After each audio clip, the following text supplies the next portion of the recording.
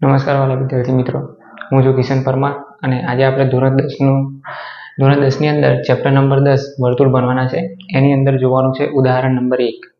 તો મિત્રો, ઉદાહરણ નંબર 1 શું કહે છે કે સાબિત કરો કે બે સમકેન્દ્રી વર્તુળો. તો મિત્રો અહીં તમે શબ્દ જોશો તો લખ્યું છે બે સમકેન્દ્રી. મિત્રો, બે સમકેન્દ્રીનો અર્થ શું થાય કે એવા જે બે વર્તુળો કે જેનું કેન્દ્ર શું હોય, એક હોય. તો અહીં તમને જોવા મળે છે કે અહીં O એ કેન્દ્ર છે અને બંને સર્કલ, આ બંને, એક C1 અને બીજું C2, આ બંને વર્તુળો છે એ બંનેનું કેન્દ્ર શું છે, O છે. તો કે સાબિત કરો કે બે સમકેન્દ્રી વર્તુળોમાં મોટા વર્તુળની જીવા, મોટું વર્તુળ એટલે મિત્રો અહીં C1 છે એ મોટું વર્તુળ છે અને આ જે C2 છે એ નાનું વર્તુળ છે. તો કે મોટા વર્તુળ C1 ની જે જીવા છે, મિત્રો અહીં જીવા તમને દેખવા મળશે AB. AB એ શું છે, મોટા વર્તુળની જીવા છે. તો એ મોટા વર્તુળની જીવા એ આ જે નાનું વર્તુળ છે એ નાના વર્તુળને સ્પર્શે છે. એ દેખો જોવા મળે છે કે P બિંદુ એ શું કરે છે, સ્પર્શે છે. તો સ્પર્શતી હોય તો સ્પર્શ બિંદુ તેને દુભાગે છે એવું આપણે સાબિત કરવાનું છે. એટલે મિત્રો, આ જે P બિંદુ છે એ આ જે AB જીવા છે એને દુભાગે છે. દુભાગવાનો અર્થ શું થાય મિત્રો, કે બંને આ જે P છે એ બંને બાજુ સરખા ભાગ કરે છે. આપણે શું સાબિત કરવાનું છે, A થી P નું જેટલું અંતર છે એટલું ને એટલું અંતર P થી B નું છે એવું આપણે સાબિત કરવાનું છે. એટલે કે AP બરાબર PB આપણે સાબિત કરવાનું છે. બરાબર મિત્રો, તો જોઈશું આપણે. સૌથી પહેલા સાબિત કરવા માટે લખાશે પક્ષ. તો મિત્રો, પક્ષ એટલે શું, કે પક્ષ એટલે કે તમને અહીં જે આપેલું છે તે. તો મિત્રો, આ આકૃતિની અંદર જોઈને તમને ખબર પડી જાય કે શું શું આપેલું છે. તો અહીં આપણે કહી શકીએ કે અહીં C1 અને C2 વર્તુળ છે જેનું કેન્દ્ર શું છે, જે બંનેનું કેન્દ્ર, જેનું કેન્દ્ર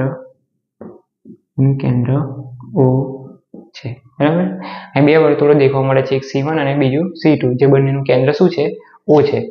અને બીજું કે આ આકૃતિની અંદર બીજું શું છે, એક AB જીવા દેખાય છે. તો અહીં આપણે લખી શકીએ મોટા વર્તુળની જીવા, મોટા વર્તુળની જીવા. મોટા વર્તુળની જીવા એટલે નામ શું છે મિત્રો, AB. મોટા વર્તુળની જીવા AB એ નાના વર્તુળને બરાબર મિત્રો, આ જે મોટા વર્તુળની જે જીવા છે એ નાના વર્તુળને P બિંદુમાં સ્પર્શે છે. નાના વર્તુળને P બિંદુમાં સ્પર્શે છે. બરાબર મિત્રો, તો આ જે આકૃતિની અંદર જે આપેલું હતું એ આપણે શું કર્યું, પક્ષની અંદર લખી દીધું. પક્ષ પછી શું આવશે મિત્રો, પક્ષ પછી આવશે સાધ્ય. સાધ્ય એટલે કે જે આપણે સાબિત કરવાનું છે. સાધ્ય એટલે આપણે શું સાબિત કરવું છે તે. તો મિત્રો, અહીં આપણે શું જોયું કે આ જે P બિંદુ છે એ આ AB ને દુભાગે છે એવું આપણે સાબિત કરવાનું છે. એટલે કે A થી P નું અંતર અને P થી B નું અંતર સરખું છે એવું આપણે સાબિત કરવાનું છે. માટે અહીં લખી શકાય AP બરાબર PB. આ આપણે સાબિત કરવાનું છે. એના પછી આવશે મિત્રો સાબિતી.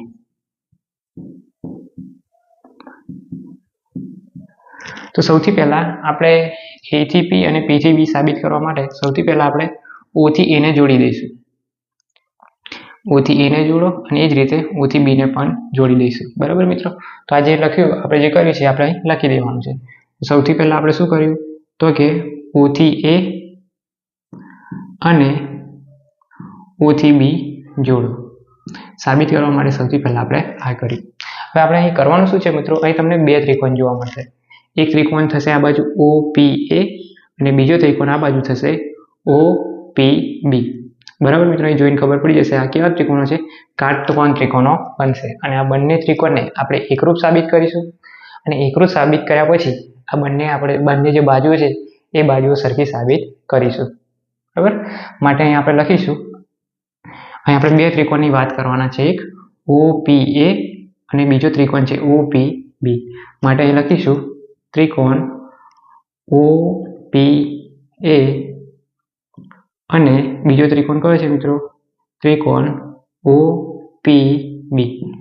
એના માટે શું કરીશું આ બંને ત્રિકોણની અંદર આપણે, તો સૌથી પહેલા અહીં આપણે જોઈશું કે આ જે ખૂણો દેખાય છે ઓ પી એ આગળ જે ખૂણો બને છે અને ઓ પી બી આગળ જે ખૂણા બને છે બંને કેવા બને છે? કાટખૂણા બને છે. એ કેવી રીતે ખબર પડે મિત્રો? આપણે ભણી ગયા છે કે વર્તુળની ત્રિજ્યા અને વર્તુળનો સ્પર્શક હંમેશા એકબીજાને લંબ હોય. માટે અહીં આપણે શું લખી શકીએ? અહીં ખૂણો, આ ખૂણાને જે ગણવું હોય તો કઈ રીતે ગણાશે? ઓ પી એ. ખૂણો ઓ પી એ બરાબર ખૂણો, આ ખૂણાને ગણવું હોય તો ઓ પી બી લખાશે. ખૂણો ઓ પી બી બંને કેવા છે? સરખા છે. કેટલાના છે મિત્રો? 90 ના ખૂણા છે. બંને ખૂણા 90 ના છે, એટલે કે બંને ખૂણા સરખા છે. અને આનું રીઝન લખવું હોય તો શું લખાય? કે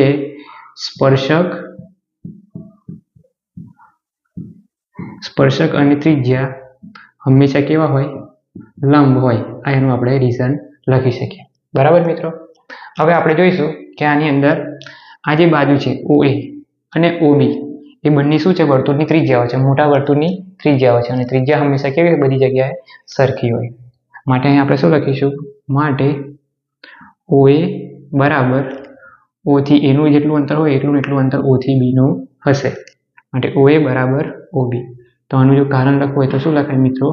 એક જ વર્તુળની ત્રિજ્યાઓ હંમેશા સરખી હોય. એ જ રીતે બીજું જોઈશું. બીજું આ બંને ત્રિકોણ માટે લખશું OP. જેમ આ ત્રિકોણ માટે OP બાજુ છે એવી ને એવી બાજુ આ ત્રિકોણ માટે પણ OP બાજુ છે. માટે બંને ત્રિકોણ માટે આપણે શું લખી શકીએ? OP બરાબર OP, જેને આપણે કહીશું બંને ત્રિકોણ માટે કેવી બાજુ? સામાન્ય બાજુ. બરાબર છે મિત્રો? તો અહીં મિત્રો બે જે ત્રિકોણ છે બે ત્રિકોણની અંદર આપણને જોવા મળ્યું કે કાટખૂણો, બંને ત્રિકોણમાં કર્ણ અને બંને ત્રિકોણની કોઈ એક બાજુ, એટલે કે 9મા ધોરણની અંદર તમે ભણી ગયા છો કાકબા શરત. કાકબા શરત એટલે મિત્રો કાટખૂણો, કર્ણ અને બાજુ. જ્યારે કોઈ પણ બે ત્રિકોણની અંદર કાટખૂણો, કર્ણ અને બાજુ બધા સરખા હોય તો જે બંને ત્રિકોણ હોય બંને ત્રિકોણ કેવા બને? એકરૂપ બને. માટે આપણે લખી શકીએ ત્રિકોણ, કયો ત્રિકોણ? OPA એકરૂપ ત્રિકોણ OPB. જો બંને ત્રિકોણો મિત્રો એકરૂપ થઈ જાય તો આપણે કહી શકીએ કે આના જે અનુરૂપ અંગો છે એ પણ સમાન થઈ જશે. જો મિત્રો તમે અહીંથી ત્રિકોણને ફોલ્ડ કરો છો અને આ જે ત્રિકોણ છે એ આની ઉપર મૂકો છો તો આ બી છે એ A ઉપર સંપાત થશે અને આ જે AP છે એ PB ઉપર સંપાત થશે. માટે અહીં આપણે કહી શકીએ કે બંને ત્રિકોણો એકરૂપ છે. માટે A થી P નું અંતર જેટલું હોય એટલું ને એટલું અંતર P થી B નું હોય.